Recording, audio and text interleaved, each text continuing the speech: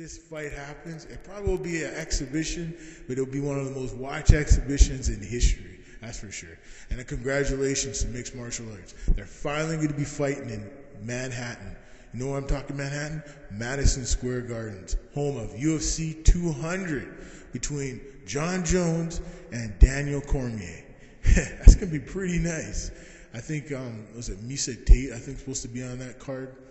And a few other big names are supposed to be on that card. There's rumors of GSP. I don't know if it'll happen. He's still training, but expect the unexpected. I mean, GSP still has the hunger for fighting. If him and the UFC could ever sort out their differences, we'll get one of the world's greatest fighters back in the octagon, doing what he loves to do, kicking butt, and becoming champion. Him and Johnny Hendricks would look good for that UFC 200. I think it's going to shape up to be a good, tasty, and I mean tasty, UFC 200. And then we'll follow with pro wrestling. You know, WWE, I mean, there was a bunch of releases, 8 releases. Man, is that something? Cameron, one of the top women's wrestlers in the world, divas. Well, I don't want to say top, but she was a good character. It sucks to see her get released, but I think she needed to change the scenery. And then you have Hornswoggle, who hasn't been used in years. He's just been sitting on the sidelines. Once in a while, they throw him on TV. But, you know, he's had some troubles with management. For him to get busted in the, I guess, wellness policy, I shake my head on that one. If you look at the size of that guy, he's like a little guy, you know. He's a dwarf pretty much, you know. And for them to put him on the wellness suspension, I shake my head, you know. And it's unfortunate that he's gone now from the WWE.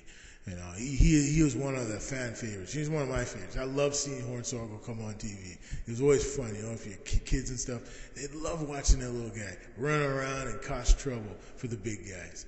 And then you have Wade Barrett, who's been there a long time, since 2010, when he came on the scene with the Nexus. He was the leader of it.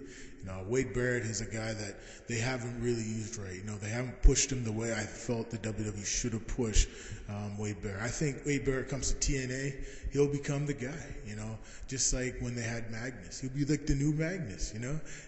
He'd be a good fit, you know. And it's the same thing for Damian Sandow. I feel he might go to Global Force Wrestling. I think Global Force Wrestling is going to be on national TV real soon here.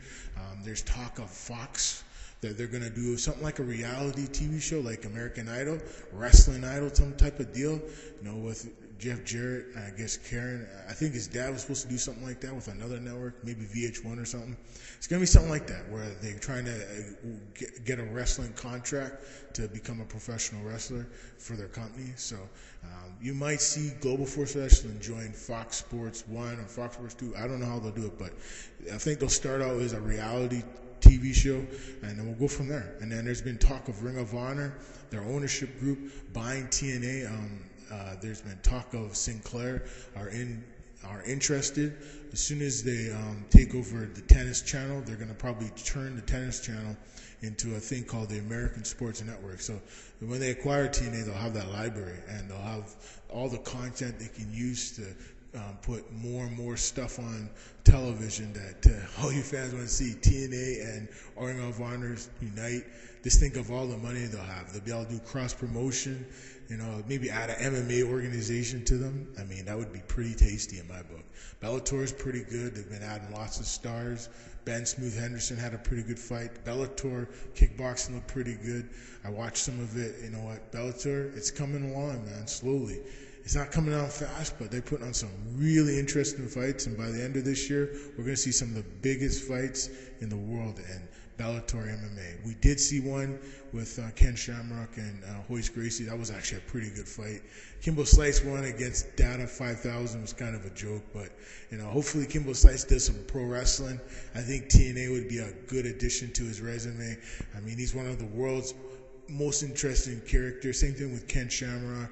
You know, it would be pretty cool to see them join TNA. I mean, TNA needs some big names. There's been talk of Bill Goldberg. I've been hearing, you know, for many months, you know, and Goldberg's every time he says, I'm not coming back to WWE, I'm not coming to TNA unless they pay.